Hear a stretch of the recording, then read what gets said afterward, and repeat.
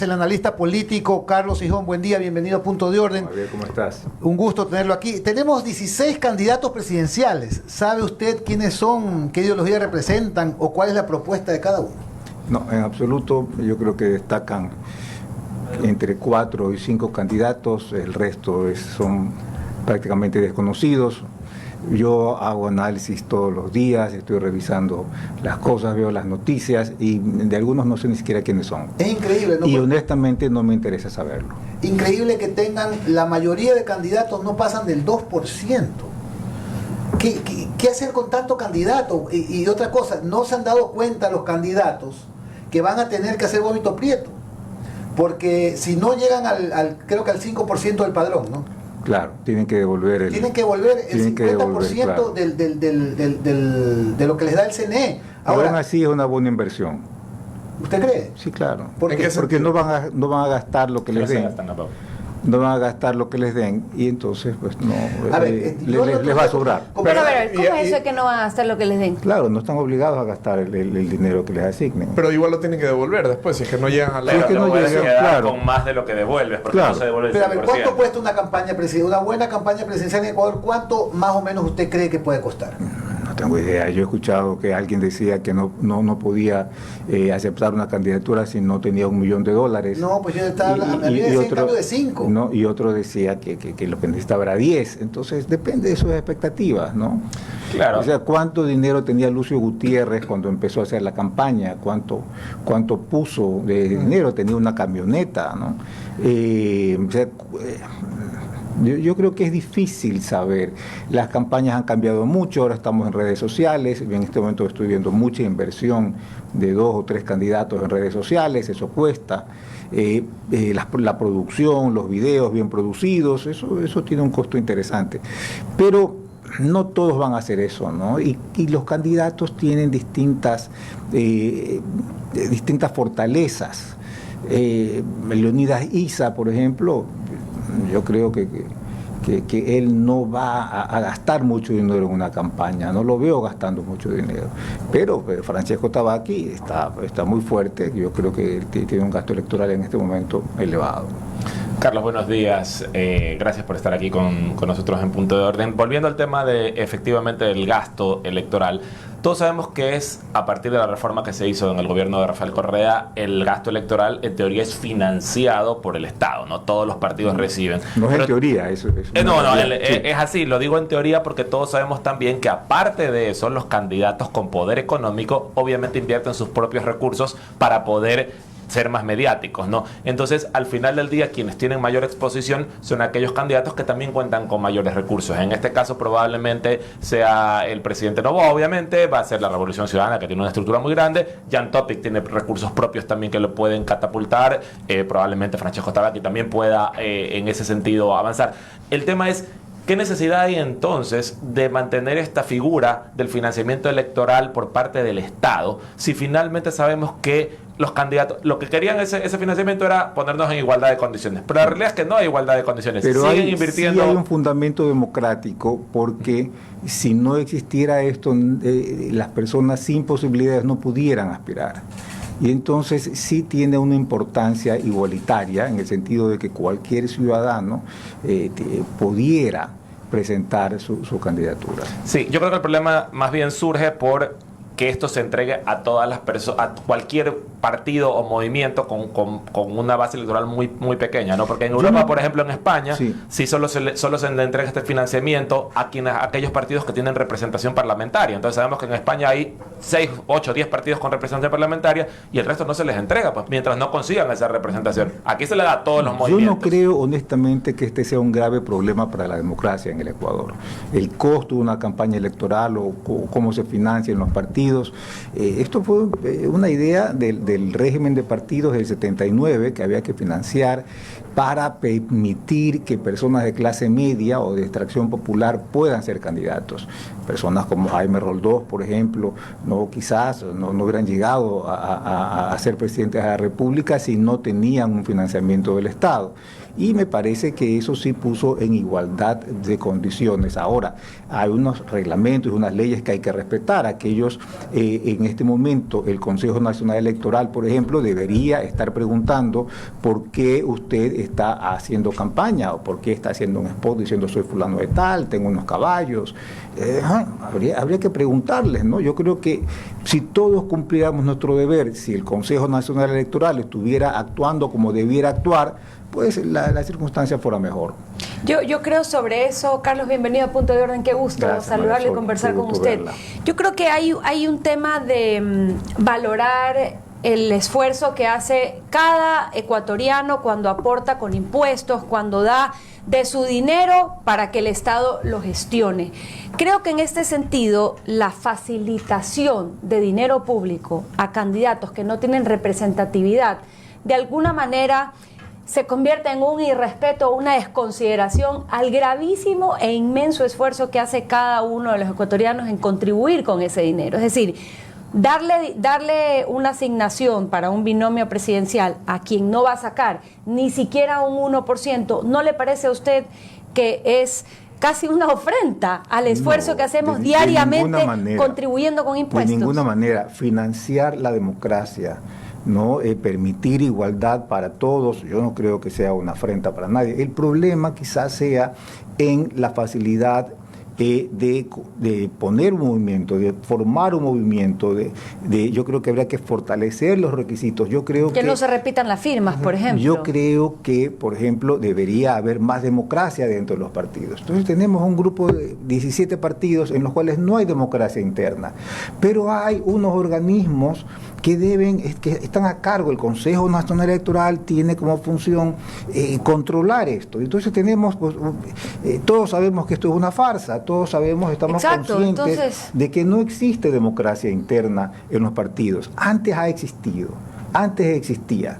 La democracia popular, la izquierda democrática, eran partidos que hacían elecciones internas, en los cuales había una disputa de liderazgo, en que los candidatos debatían de manera interna y ganaban las elecciones al interior. Quizás pudiéramos revisar el pasado y poder mejorar las condiciones de esta república, ¿no? Yo estoy de acuerdo. Buenos días, Carlos, un gusto tenerlo aquí. En cuanto al que el financiamiento quizás no es una amenaza para la democracia, pero sí, de todas maneras, el sistema democrático y la manera como los incentivos detrás termina en el resultado, como estamos diciendo, de 17 candidatos, muchos no tienen ni el 2%, no son conocidos.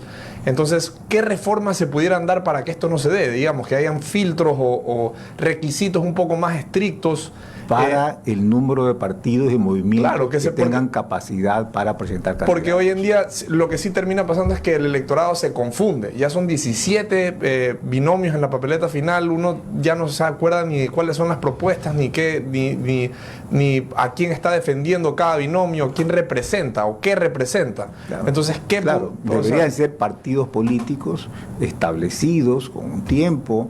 Los candidatos deben tener un periodo de tiempo afiliados a esos partidos. Bueno, hay maneras. Eso último es muy importante, Carlos, porque lo que estamos viendo son partidos de alquiler, ¿no? Vemos qué sucede con Suma, con Avanza. Son partidos que se van alquilando cada elección, ¿no? Con candidatos totalmente disímiles en su ideología. Un día apoyan un candidato probablemente más de centro izquierda, otro día uno da igual. Claro. Lo que ponen es un candidato que en teoría tenga algún porcentaje de éxito para subsistir, ¿no? Pero eso es lo que yo creo, y es importante, Carlos, que eso es lo que hay que eliminar, ¿no? Estos partidos de alquiler, como usted bien menciona, la democracia popular, la izquierda democrática, en su momento, obviamente, el Partido Social Cristiano, en su momento el CFP, eran partidos establecidos. No existía realmente democracia democracia interna. En el PSC no existía, pero un partido, digamos, estructurado, era un partido real, ¿no? Así es. Entonces, creo que eso a lo que debemos regresar es a eso. No creo que eso de la partidocracia, que en su momento se dijo, satanizando a los partidos políticos, ha hecho más daño. Fue un error terrible. Claro, hay que institucionalizarlos y nos olvidemos de estos partidos de alquiler. Creo que eso es uno de los pasos que hay que dar, ¿no? Solo para que tengamos una idea de las cantidades de dinero que estamos hablando, de acuerdo a la normativa vigente, el Consejo Nacional Electoral aprobó los siguientes límites de acuerdo a las candidaturas.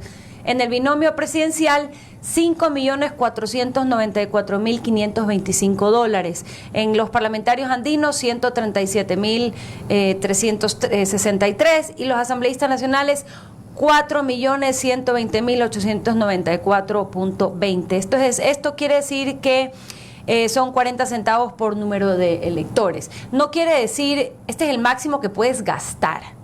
¿Y cuánto tienes que devolver? En la mitad. La mitad. Y comprobar que has gastado. Por eso decía Carlos, hay candidatos a los que les sale a cuenta porque se gastan el 10%, devuelven el 50% y el 40% se lo quedan. Claro. Entonces es importante simplemente para tener la cifra. Ahora, Carlos, usted decía que hay 4 o 5 candidaturas, me parece que dijo, que son las que son representativas o que usted ve cierto Con valor. alguna opción. ¿Cuáles son? Bueno, encabezando con el presidente Noboa, ¿no? El presidente Noboa está en el poder. Es interesante porque yo creo que no tiene muchos logros que exhibir. La economía no crece, estamos en recesión. Por más que técnicamente todavía el Banco Central estamos en recesión, no vamos a tener crecimiento económico este año, significa que la pobreza va a crecer, porque solamente considerando la población, el crecimiento de la población 1.5, significa que va a haber más pobres este año. La seguridad. No, si bien el gobierno ha dado algunos pasos importantes en el tema de la seguridad, si bien puede exhibir algunos logros, no han habido más masacres en las cárceles, por ejemplo, pues sin embargo el incremento de los secuestros express, de las extorsiones, va en aumento, las muertes no parecen haber disminuido. Y entonces, si bien el gobierno ha tomado unas medidas importantes, interesantes, yo creo que está muy lejos de exhibir logros.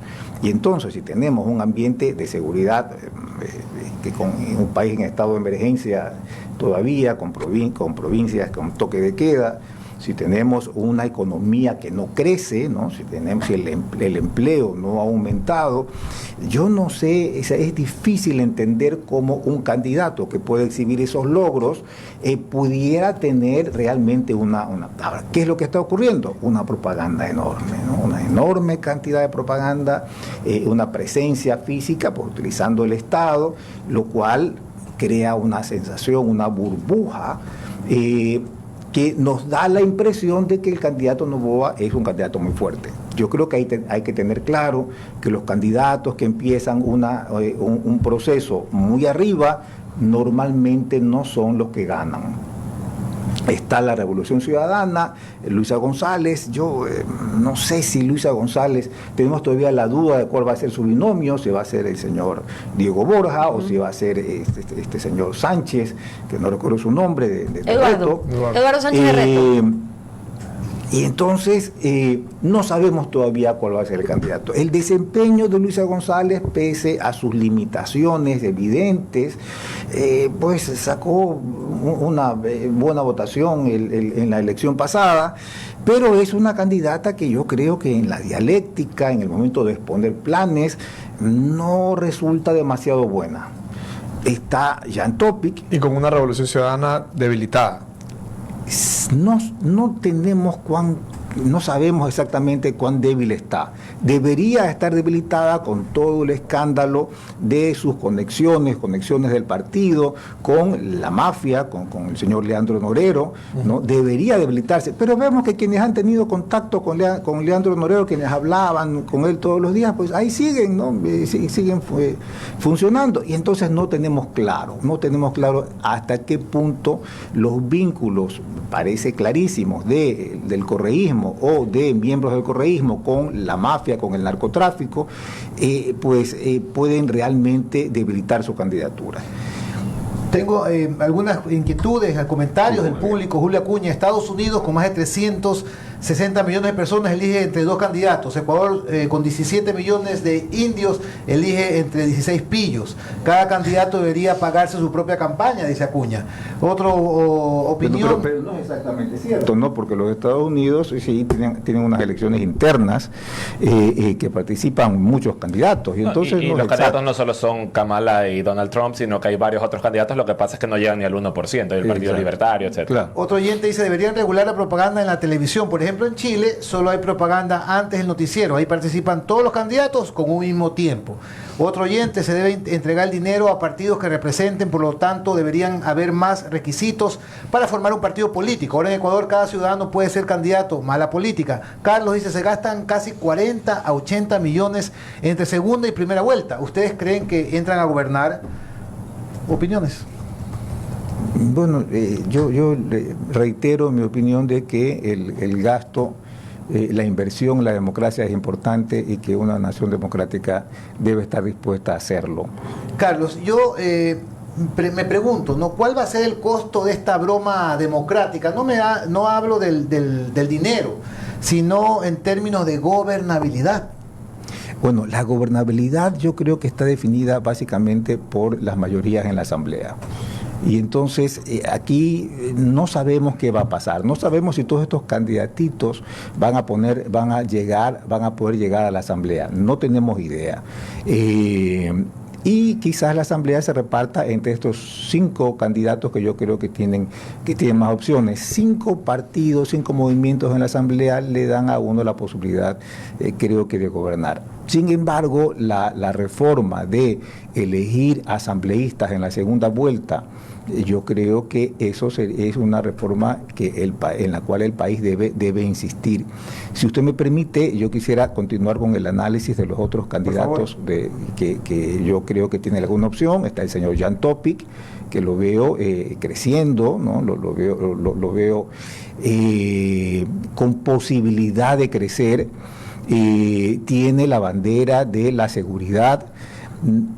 Bueno, llegó cuarto en las elecciones anteriores. No sabemos, no estamos seguros si ese cuarto lugar en que llegó se debe a la maquinaria que estaba montando, que era la del Partido Social Cristiano. Ahora está por Avanza, me parece. Por Suma. Eso le iba a preguntar. ¿No cree que eso le puede perjudicar el ahora ir por un partido con mucha menos estructura que el Partido Social Cristiano? Probablemente le afecte. Y sus propuestas de seguridad no parecen demasiado serias, ¿no? Él incluso había dicho, se propuso un ejército privado para rescatar Durán, ¿no? No quedó en nada, no era posible, y entonces uno se queda con la impresión de que puede hacer propuestas imposibles de llevar a cabo, ¿no? De realizar.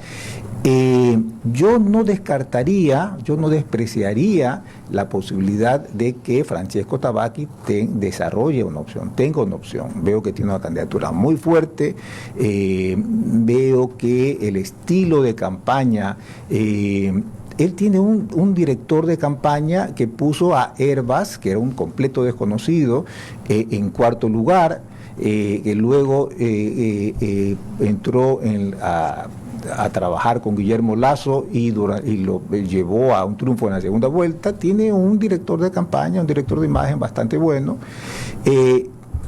y además tiene detrás a un hombre como Lasso, que es un trabajador incansable, que está quizás en este momento es el político junto al presidente Noboa que más está trabajando, que está todos los días en la calle, que todos los días está reuniéndose con personas. Entonces yo no lo miraría con desdén, como creo que lo ve la mayoría.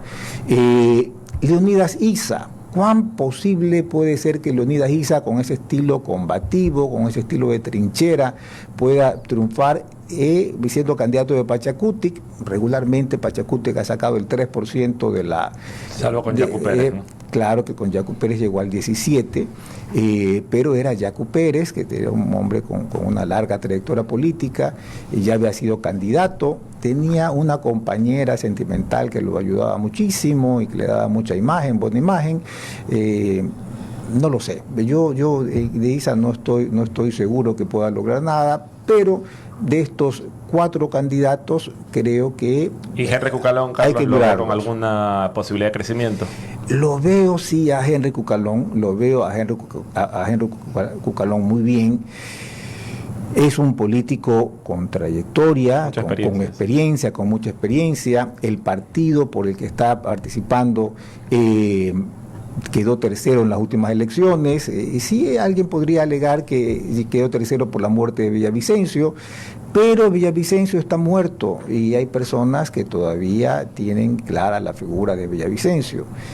Y entonces pudiera ser que Cucalón haga un buen papel. Lo veo demasiado, Carlos, demasiado abajo todavía. Hilando un poco las cosas que ha dicho, creo que la gente no considera el punto de las redes sociales lo suficiente, porque antes, el mayor obstáculo que la mayoría de estos candidatos se enfrenta creo que es el desconocimiento, que no los conocen a nivel nacional. Y antes uno tenía que andar recorriendo todos los lugares para que lo vean, o sea, los candidatos. Hoy en día con el celular y con las redes sociales tienes el alcance de llegar a casi todo el país, me atrevería a decir, y hacerte conocido casi de la noche a la mañana. Entonces, eso es un punto muy importante que a ciertos candidatos que utilizan una buena estrategia mediática les puede sumar un montón. Es un punto importante, sin embargo, la presencia en medios tradicionales todavía es importante. Totalmente, y presencial, sobre todo. Y presencial. Entonces, un candidato que no esté presente en los medios, yo creo que la exposición, yo creo que un 30% todavía está en los medios tradicionales y 30% es una...